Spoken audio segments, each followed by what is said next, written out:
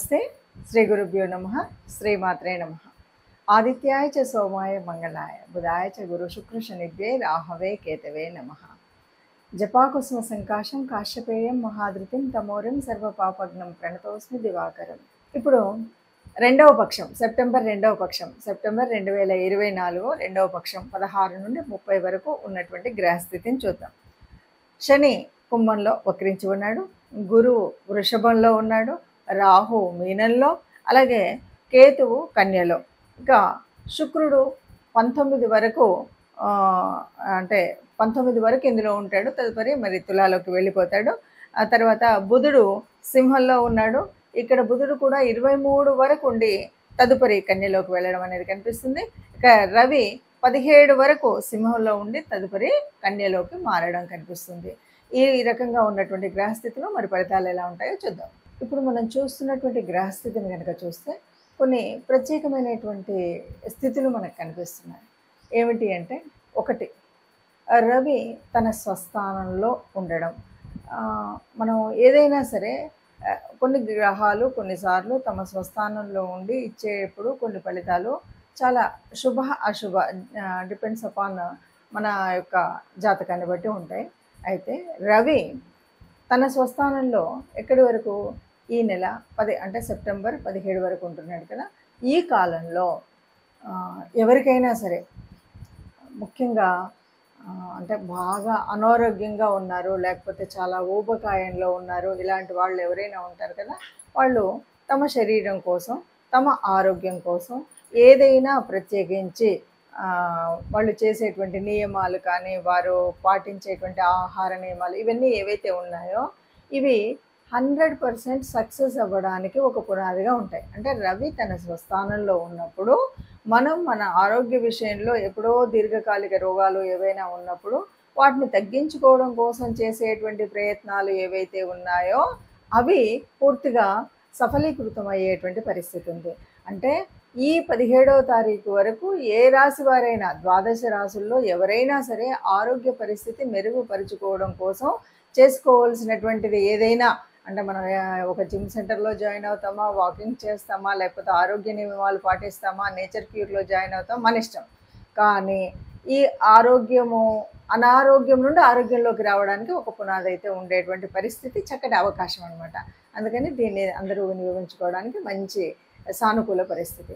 ఇక రెండవది, మరి శుక్రుడు సహజంగా ఉన్నటువంటి 6వ స్థానంలో ఉన్నాడు. సహజ భవచక్రంలో కనుక చూస్తే, సహజ భవచక్రంలో 6వ స్థానము అంటే ఇది చాలా వరకు అప్పుల స్థానం కదా, రుణస్థానం, రుణ రోగ శత్రు స్థానం కదా. అక్కడ శుక్రుడు ఉన్నాడు. ఎట్లా ఉన్నాడు? నీచపడి ఉన్నాడు.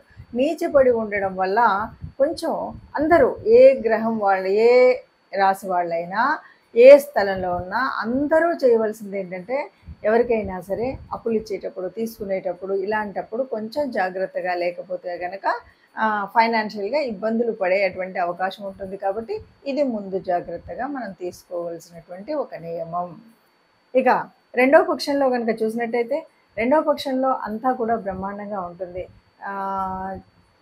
ఏ రకమైనటువంటి ఇబ్బందులు కలగకుండా హాయిగా, ఎందుకంటే మొదటి పక్షంలో కొంచెం శుక్రుడు నీచపడి ఉన్నందువల్ల ఉంది. కానీ 19వ తారీఖు తర్వాత తులలోకి వచ్చేటువంటి శుక్రుడు మూలంగా అంతా కూడా అనుకున్నది అనుకున్నట్టుగా చక్కగా సవ్యంగా జరుగుతుంది. అదే ఎందుకంటే శుక్రుడు కుటుంబ స్థానంలోకి వస్తున్నాడు, చతుర్థంలోకి వస్తున్నాడు. చతుర్థంలోకి వచ్చేసరికి కుటుంబంలో ఎప్పుడు కూడా హాయిగా విందులు, వినోదాలు, ఆనందాలు అలాంటి వాటితోనే సవ్యంగా సాగేటువంటి పరిస్థితి ఉంటుంది.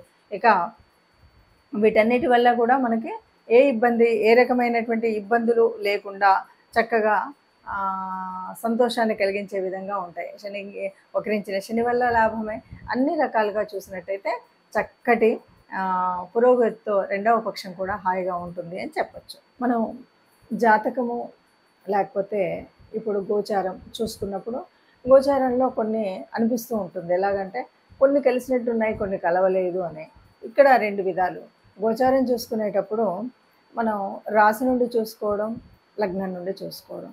మీరు ఒక్కసారి లగ్నం నుండి అలాగే రాశి నుండి 2 చెక్ చేసుకోండి. మీకు అప్పుడు కొద్దిగా దగ్గరగా ఉన్నట్టుగా ఉంటుంది ఒకటి. ఇక రెండవది, ఏది ఏమన్నా సరే గోచార రీత్యా అంటే కొన్ని కొన్ని కోట్ల మంది ఉండేటువంటి ఇందులో ఇది సహజంగా మనకే వర్తిస్తుందా అంటే చెప్పడము అంత సులభమైనటువంటిది కాదు. ఎందుకంటే కేవలం గోచార రీత్యా మనం చేసేటువంటి ఫలితాలు కేవలం 40, 30, 40 మధ్యలో ఉంటాయి. యాక్యురేట్‌గా కావాలి అని అనుకున్నప్పుడు తప్పనిసరిగా మనం చేయవలసింది ఏమిటి అంటే జన్మజాతకాన్ని చూపెట్టుకోవడమే.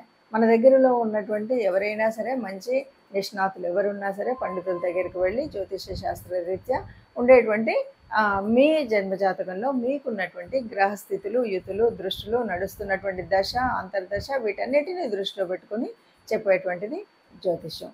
కాబట్టి జ్యోతిషం లేదు అంటే ఒకటి ఇక్కడ ఎంతవరకు మనం చెప్తున్నాం అంటే ముందు జరగబోయేది జరుగుతున్నది. ఇప్పుడు మనం చెప్పుకున్నాం. ఇప్పుడు ఉన్నటువంటి రవి కానీ శుక్రుడు కానీ స్థితి వల్ల ఇది ఎందుకు అంటే మనకు మార్గదర్శనం చేయడం కోసమే. జ్యోతిషం ఎప్పుడు కూడా మీకు ఇలా రాబోయేదాన్ని మనం సవరించుకోవాలి, దాన్ని సర్దుకోవాలి, లేకపోతే దానికి అనుగుణంగా మనం ఉండాలి అని చెప్పేటువంటి పరిస్థితే.